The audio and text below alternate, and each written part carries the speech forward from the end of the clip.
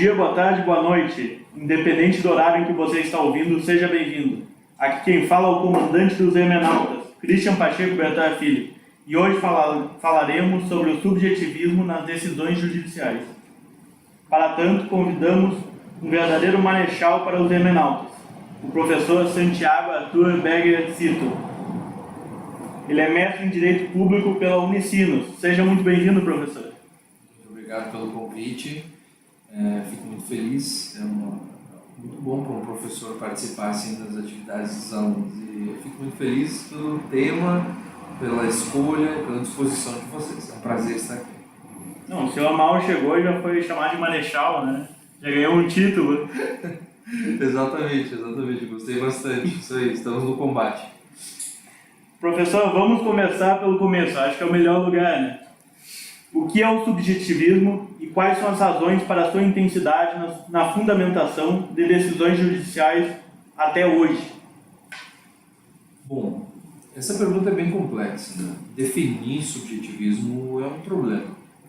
Me parece que nós temos algumas marcas que são capazes, digamos, de iluminar o caminho em direção a uma circunscrição do termo.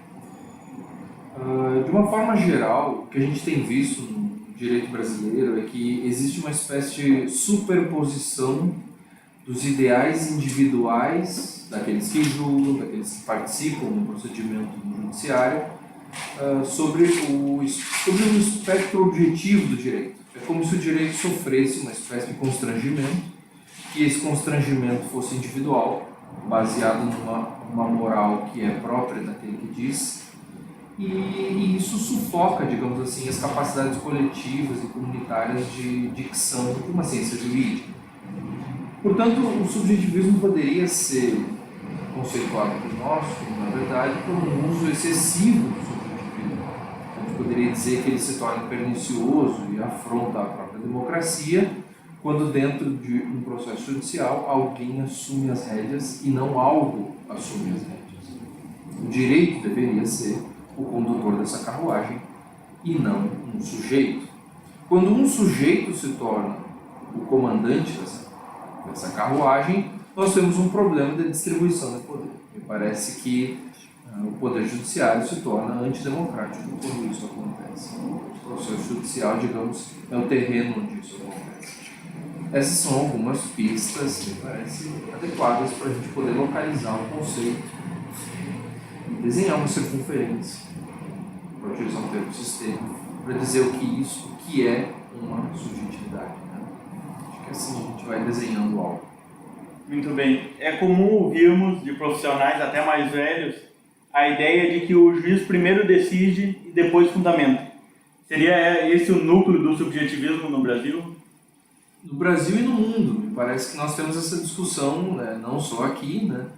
Mas existe sim, eu concordo contigo, Christian, nós temos uma espécie de senso comum, e aqui a gente tem que lembrar que esse senso comum, ele é jurista, é dos juristas. Por isso o professor Vará falava num senso comum teórico dos juristas, porque nós somos criados num panorama que desenha o direito de uma forma que compreende isso, que assimila isso, e que me parece o pior de tudo, encara isso como inevitável. E se for inevitável, efetivamente, então nós não teríamos o que estar fazendo aqui. Não teríamos por que nos reunir, discutir sobre os limites da subjetividade, falar sobre o problema do mergulho que o direito precisa fazer na filosofia da linguagem e vice-versa. E se a gente compreende isso, se a gente consegue enxergar para além desses grilhões que mantêm o direito preso numa espécie de subjetividade inevitável, de um juiz que primeiro decide e depois busca fundamentos para aquela decisão que ele já tomou, isso significa que a gente faz um atravessamento hermenêutico. O Julian Streicher explica bem isso nos seus livros, no sentido de que as decisões não podem ser constituídas primeiro pelo final e depois por um meio fundamentador. Isso realmente não faz nenhum sentido do ponto de vista filosófico. A decisão precisa ser construída, precisa ter um caminho, há uma viagem a ser feita. Não se começa a viagem pelo fim, não se começa a viagem pelo destino. Há um caminho primeiro a ser trilhado. E esse caminho é tão importante quanto o desfecho. O desfecho não justifica o caminho, o desfecho é construído pelo caminho. Então, no direito, precisamos rever esse tópico. Esse tópico precisa ser rediscutido. Fico feliz que vocês tenham trazido essas temáticas para a discussão, porque isso significa que existe alguma espécie de preocupação. Certamente. Os fins não podem justificar os meios, né? Essa é a nossa luta. Me parece que essa faz parte, sim, da nossa luta. Até mesmo posições materialistas mais críticas ao direito vigente colocam o direito como um mero resultado de estruturas de poder. Seria essa uma posição subjetivista? E, além do mais, seriam essas críticas materialistas válidas, mesmo se considerarmos o caráter de coordenação das forças materiais assumido pela nossa Constituição? Me parece que existe, sim, existe uma espécie de volto de novo a esse conceito do senso comum teórico dos juristas, de que essa distribuição de poderes ela é não equânime propositadamente. Existe uma espécie de pensamento nesse sentido, uma espécie de inevitabilidade do poder judicial dentro do processo que encerra todo e qualquer discurso de distribuição democrática do poder, como se isso fosse uma espécie de mito do dado. Né? O mito do dado ajuda bastante a explicar isso. Então, essa concepção, que tem sim raízes, uma espécie de materialismo, acaba entregando o direito nas mãos de quem tem poder e não há o que ser feito. Você precisa simplesmente se ajustar ao jogo. Me parece que a crítica hermenêutica do direito ela tem algumas palavras a dizer sobre isso. Nós não deveríamos crer nessa inevitabilidade materialista e nem depositar direitos nas mãos de quem subjetivamente decide o que quer. O texto constitucional me parece que abre um panorama, um caminho, um desfecho adequado para um jogo que se desenvolve ao longo do andar democrático. Então, o Poder Judiciário não deveria ser uma espécie de fim em si mesmo, nem o juiz faz isso, nem o processo faz isso. Há pessoas, há indivíduos, os jurisdicionados, que precisam de uma distribuição democrática de poder. E isso se faz via apoio de juristas, né? Um Ministério Público que seja forte, instituições como a Defensoria Pública. Então, há uma série de atores que precisam participar desse jogo. E essa concepção materialista de uma espécie de hierarquia pré-definida vai mal definida quando ela deixa de atentar para as questões que a Constituição já distribui. Então nós temos um jogo que precisa ser desenvolvido, mas precisa fatalmente também ter participação de todos esses atores. Eu estava lendo um livro chamado A Vida do Direito e a Inutilidade das Leis, de Jean Cret. E naquela época, o livro é de 1820, se não me engano, já era possível visualizar esse sentimento geral, que é visível nos subjetivistas. O autor chega a falar de que muitas vezes se viu a sociedade transformar as leis, porém quase nunca vimos as leis transformarem a sociedade. Essa espécie de fatalismo, né, que é comum na posição subjetivista. Embora seja questionável a afirmação, como a crítica hermenêutica do direito mesmo critica, não podemos duvidar da genialidade do autor. A questão que quero colocar é, em uma época como a nossa, de deslegitimação em relação ao processo legislativo e de ceticismo em relação ao judiciário, a tendência de maior força do subjetivismo em decisões judiciais? Sim, é verdade. Existe uma tendência porque me parece que o Estado democrático de direito tem sido questionado recentemente. Há muitos, inclusive autores do direito, que é bastante surpreendente, desenham uma espécie de questionamento quanto à própria existência e legitimidade de um Estado quando ele produz um conteúdo legislativo que não representa, digamos assim, o interesse das massas. E parece que os foros da maioria, digamos de uma forma geral, a própria democracia, atenta contra os aspectos que são ligados ao nosso Estado, à nossa sociedade, ao conteúdo legislativo. Veja que nós temos discursos amplamente divulgados, que são, por exemplo, eu vou ficar só num exemplo, a gente poderia abrir isso, mas eu penso na questão do feminicídio, né? Há um discurso proclamado no sentido de que essa lei é inútil, para criar uma qualificadora a mais para o crime de homicídio.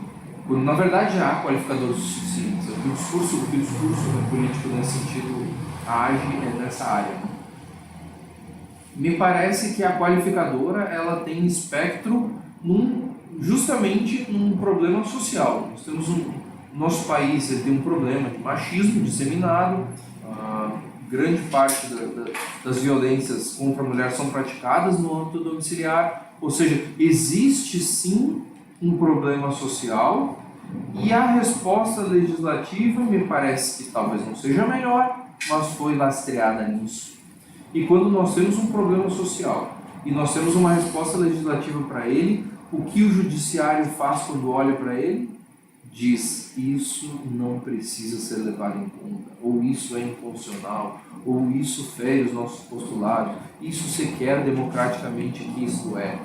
Então nós temos ainda discursos que deslegitimam a democracia e fazem com que o conteúdo legislativo pareça também diminuto. Veja Christian, como exemplo disso, o que se alastra em termos de direitos e cursos de direito, até vamos falar aqui de formação de faculdade.